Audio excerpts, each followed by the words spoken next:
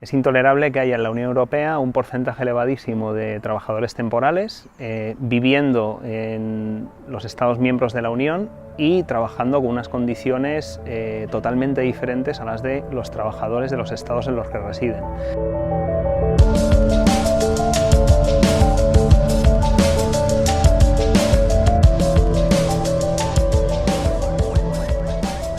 Buenas tardes, estamos en el campamento de Drumgaard, en Valbig, en el sur de Holanda,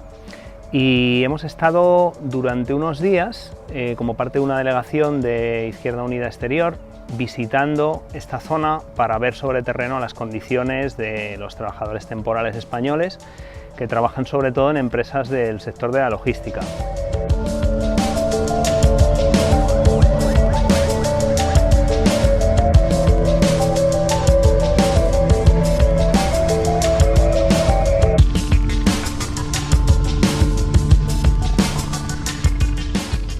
Hemos estado hablando con extrabajadores también. Ahora vamos a ir a la ciudad de Tilburg, donde también hemos quedado con españoles que han estado trabajando en este tipo de empresas de trabajo temporal. Nos han estado contando los problemas de trabajar con contratos de 0 horas, en los que la empresa no te garantiza un número mínimo de horas de trabajo a la semana y por tanto en muchas ocasiones llegas a fin de mes sin haber generado el dinero suficiente para pagar el alojamiento, el transporte y el seguro médico que tienes que afrontar para estar viviendo aquí. No solo eso, sino que este tipo de trabajadores temporales no se pueden dar de alta como residentes y entonces ello les impide asociarse, les impide tener acceso a ciertos servicios y en definitiva, bueno, pues son una población flotante haciendo un trabajo que es necesario para el desarrollo de este país, pero que no son considerados como ciudadanos como tal, ¿no?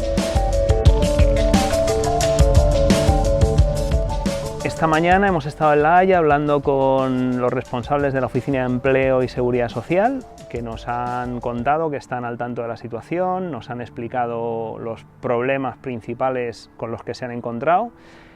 y que en definitiva, bueno, pues están tratando de dar solución a ese tipo de quejas, hablando también con las autoridades holandesas que se encargan de solucionar todo este tipo de temas.